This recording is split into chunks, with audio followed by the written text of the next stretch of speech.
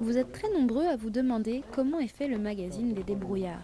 La rédaction s'est amusée à tourner ces vidéos où vous allez pouvoir rencontrer toute l'équipe. Isabelle, Dominique, Lorraine, Bruno, Félix, Hélène, Céline, Jacques et Annie travaillent chaque mois sur un nouveau numéro. Tout commence par une réunion, mais pas forcément celle que l'on croit. On est en train de faire le post-mortem du magazine, c'est-à-dire qu'on regarde nos bons coups et nos moins bons coups pour essayer de s'améliorer la prochaine fois. Mais là, le magazine est terminé. Venez, je vais vous montrer et vous expliquer comment on fait un magazine de A à Z.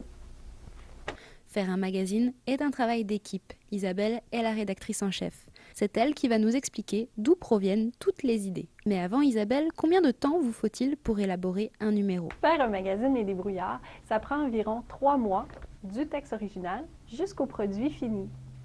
Mais on les planifie beaucoup plus longtemps à l'avance. Ici, on a le tableau de planification des sujets, de septembre à mars pour l'instant.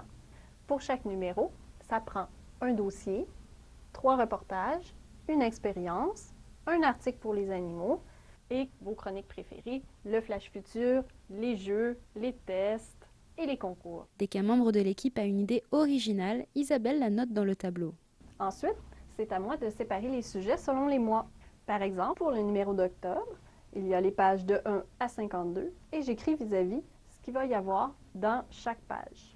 Dans chaque numéro, il faut qu'il y en ait un peu pour tous les goûts. Par exemple, un peu d'astro, un peu de techno, un peu de psychologie, de la rigolade et surtout des bonnes blagues de Beppo. Donc c'est ça, le secret des débrouillards. Mais où trouvez-vous tous ces sujets?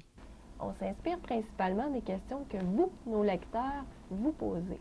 Et aussi de celles qu'on se posait quand on avait votre âge. Il y a aussi des sujets que l'actualité va nous imposer, comme par exemple lorsqu'il y a eu la polémique sur les gaz de schiste ou encore s'il y a un déversement de pétrole, par exemple.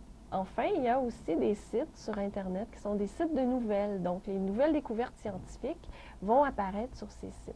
Il y a aussi des sites de nouvelles complètement loufoques, où est-ce qu'on va prendre des idées pour nos étonnants ou nos flashs futurs.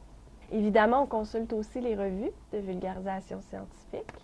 Mais trouver un bon sujet, c'est pas tout. Il faut surtout trouver aussi la bonne façon de le présenter, parce que les débrouillards, c'est scientifique, mais c'est surtout drôlement scientifique. Alors, par exemple, si je veux un article sur les animaux les plus monstrueux, je peux décider de faire un top 10 ou pourquoi pas de faire un quiz. Quand j'ai établi un peu la structure de l'article comme ça et ce que je veux à l'intérieur, c'est là que j'appelle le journaliste ou la journaliste pour lui commander l'article. Lorraine.